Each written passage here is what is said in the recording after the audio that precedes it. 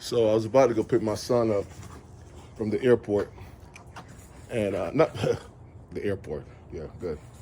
From the port of Miami, and so in order for me to leave, I have to take my dog out. Hopefully, you can see the dog.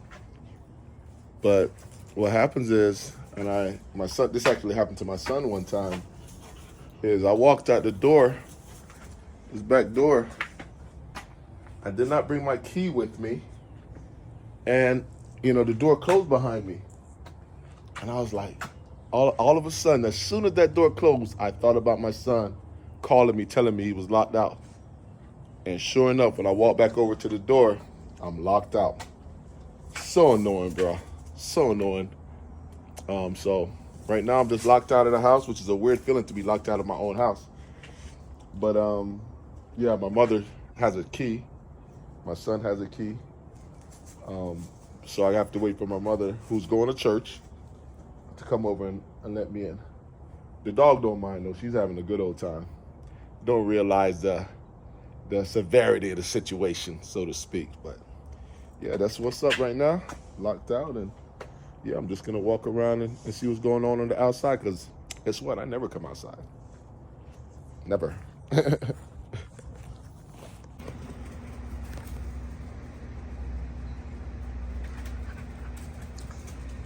I still haven't quite figured out what's making these holes. You can see them right there. There's one more over here. It's these holes in the yard, and I don't know what's making them. It's not the dog. There's one right over here. Over here. Nothing's coming up on my camera.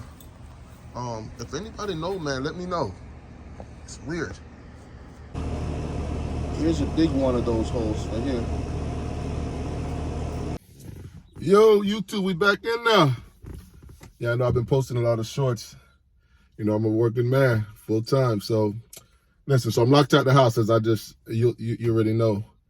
And so I was like, I have a lot of stories. Some I could tell on YouTube, some I can't. But I have this story I wanted to tell about a near-death experience, and I've had a couple. Nothing crazy. I'm not some crazy person. I'm not in the streets or anything like that, so nothing like that. But yeah, so I was born in Jamaica, and I lived in Jamaica until I was 8, going on 9, I believe. And as a kid, my dad was already in Miami. I was in Jamaica with my mother, and I had 5 other siblings. So, obviously life was rough. It was tough, but, you're a kid.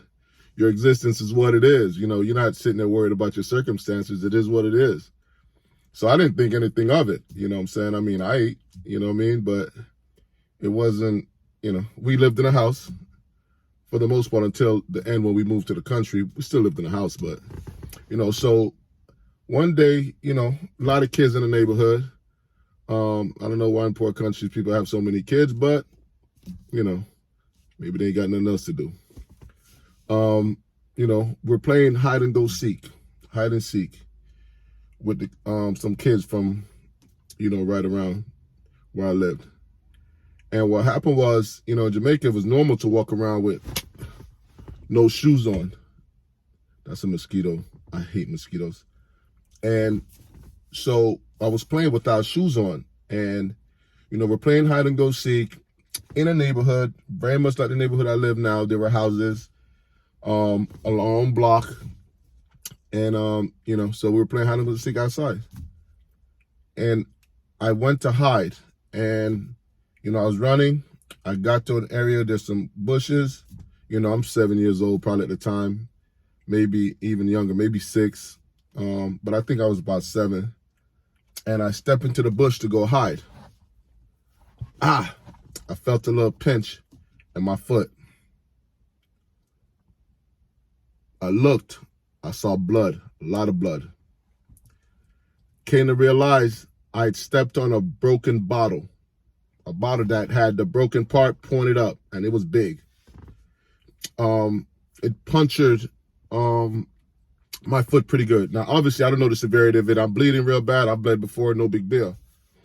So I started bleeding. So I immediately went over to a water hose in that yard. It wasn't even my yard, like it was my neighbor's yard. My house was actually next door. And started rinsing it, and the blood is just coming out like a faucet.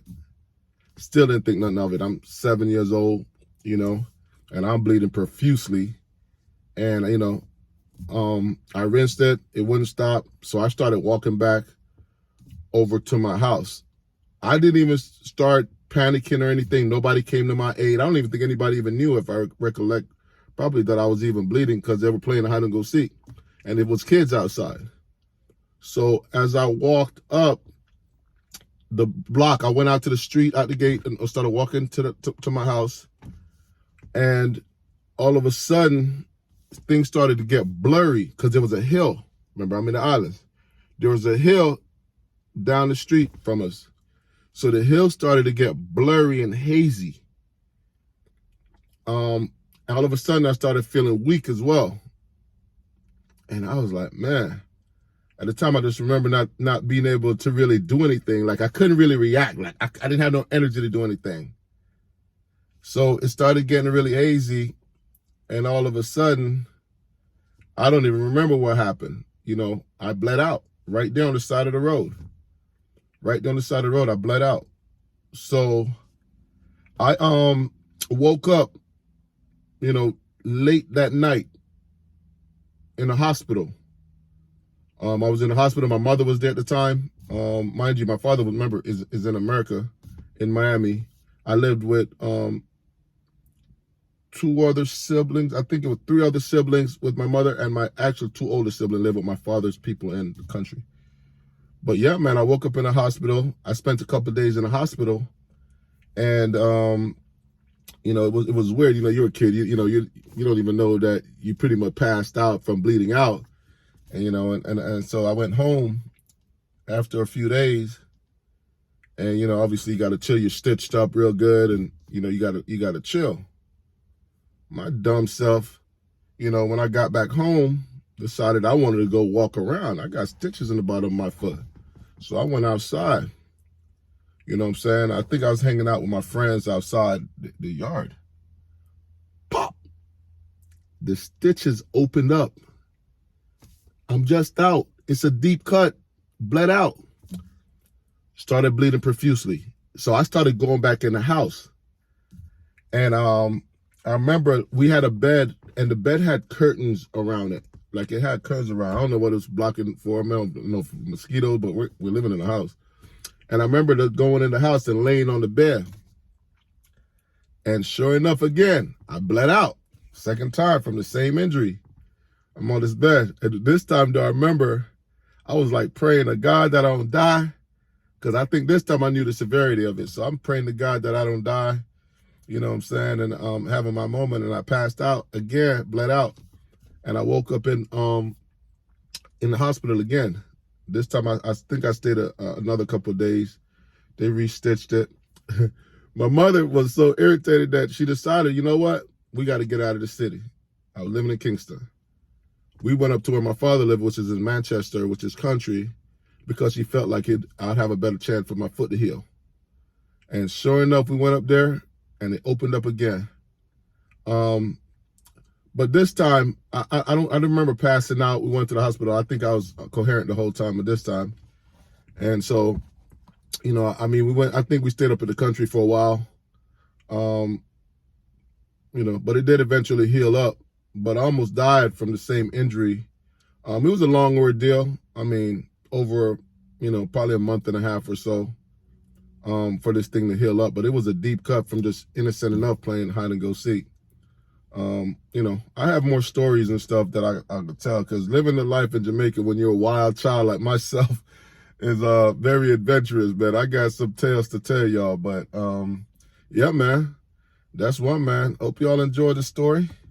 You know what I mean? I'm blessed and happy to be alive, and I'm locked out of my house right now. Just remember, I'm telling that story because I'm locked out of my house and waiting for my mother to come let me in.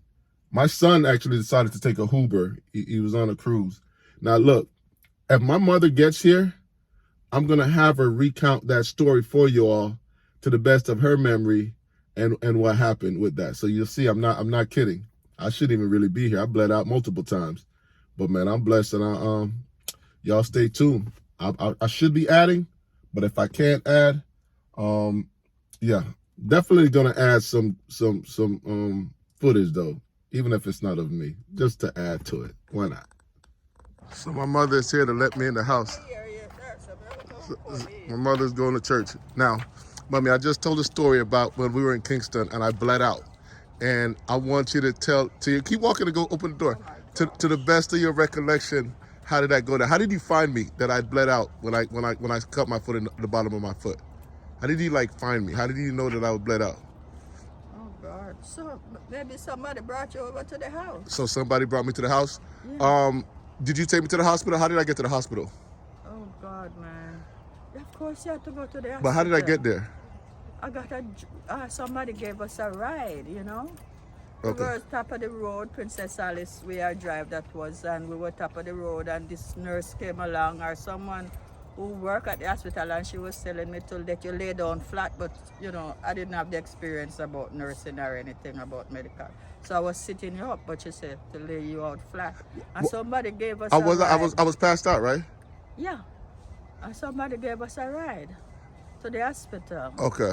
How long did I stay in the hospital? I thought I was there a few days. Did I come home that night? Yeah, you came back home that night. But what happened is that the professional, the nurse, the doctor, she sewed up the broken bottle in your flesh.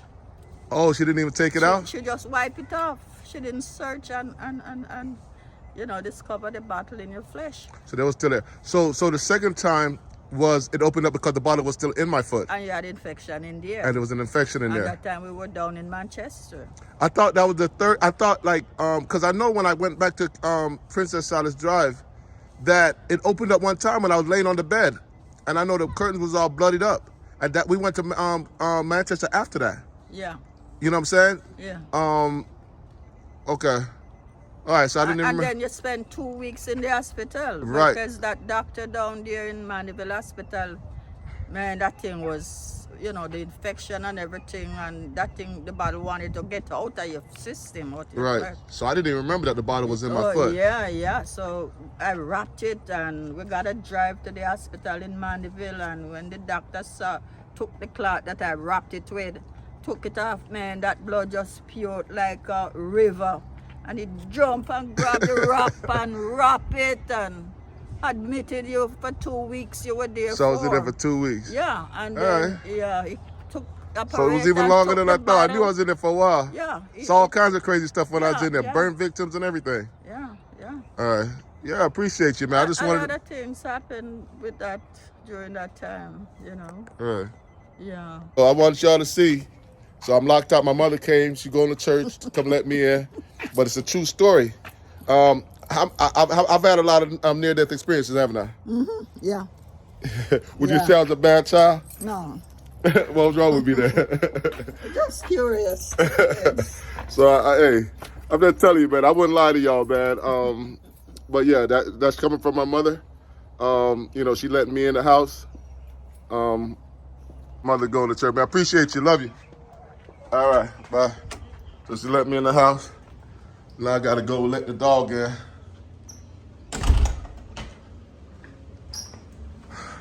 Dog probably so ready to get in the house. All right, come on, bro.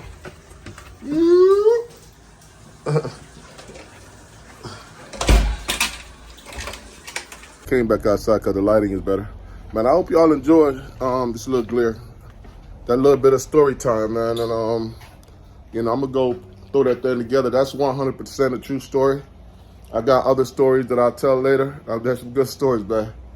When you come from the islands and you've traveled and played basketball and done all the craziness that I've done, got a lot of stories to tell. But, you know, make sure you like, share, subscribe to the channel. Like I said, I'm just doing this for fun. You know, I can't post all the time. I have a full-time job that I love. You know, I coach. You know, I work with kids and I enjoy that tremendously. So yeah, peace.